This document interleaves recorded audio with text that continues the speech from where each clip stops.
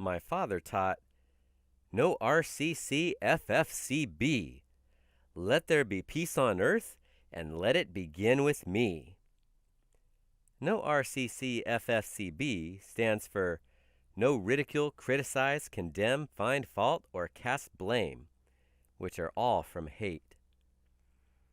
My father was a shining example of how he never let anyone else's success get to him, even if they were too busy to come back and say thank you. It may not be easy to understand God's plan in the big scheme of things, God's timeline. While many students of my father became very successful and even famous, such as Tony Robbins and Wayne Dyer, my father never let it get between his friendship with anyone when they got even more attention and they weren't talking about him. And how many of their students have also moved on to make their own programs. In the rebounding arena alone, we have Al Carter and Tony Robbins, who learned its health benefits directly from my father, and from Al Carter alone, he taught Dave Hall, who decided to use the slogan, "Don't just exercise, cellercise," which wasn't very creative since my father was using "Don't just exercise, lymphocyze." And Dave Hall taught J.B. Burns, who came up with the name urban rebounding. Looking back and watching the way each of these lineages developed, where they originated from, and how they broke off has been very insightful for me, because the same principles have been at play from the beginning of time. The same thing has happened with every art in history, from fighting arts to healing arts, and I feel eternally grateful for having my father as a teacher. I feel honored that my father was part of influencing so many people, not only directly himself, but also through the efforts of his students and students of students, and so on. He is one of the greatest grand masters. He was a real chief and from a whole family of chiefs. He didn't like being tied down to contracts even after he'd signed them. He'd been hurt by several business deals, and I personally think he just didn't have the businessman personality for certain business relationships. He was never focused on the money, but focused on helping people, and not many people could work in a business relationship with him because of that. In fact, he happily turned down several big business deals when they refused not to turn anyone away. He did make a great chief, though, and created an amazing legacy. And it's awesome to see the legacy some of his students and students of students have created and are now creating. A good teacher will take honor in empowering their students and watching them reach levels beyond what they have achieved themselves.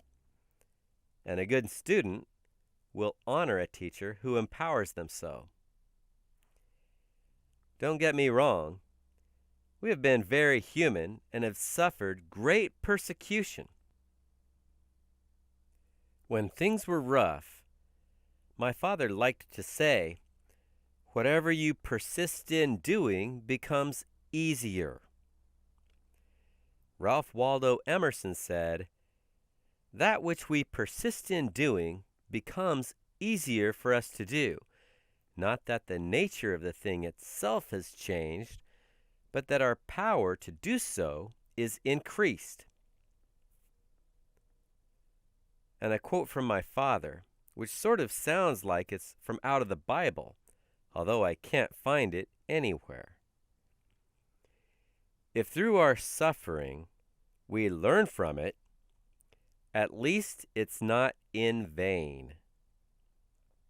My father said this a lot, so I finally asked myself, if we're not ready to learn, what must we be ready to do?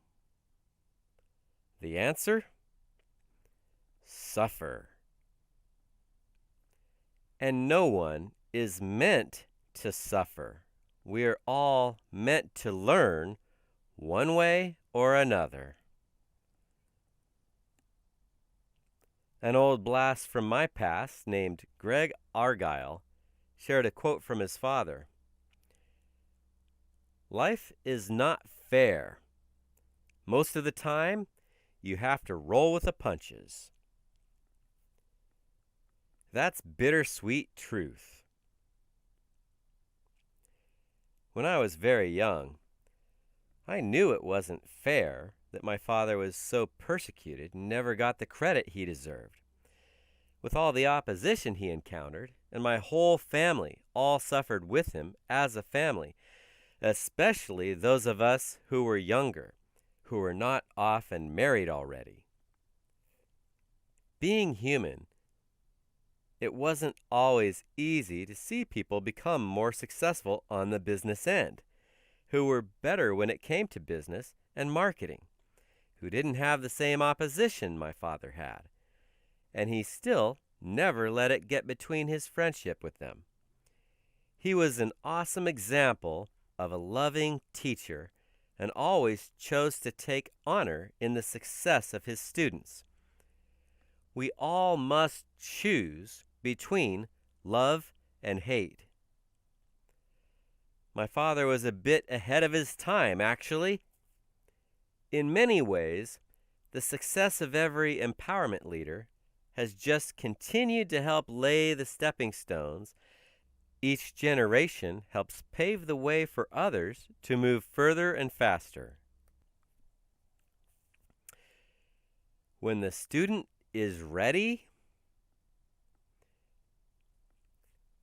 teachers have always appeared to help people at the level they've been ready to develop.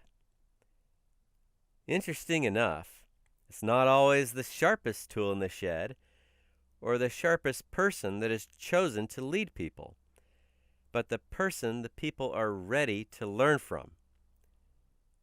Sometimes the sharpest tools in the shed are saved for later, especially when the masses haven't really been ready.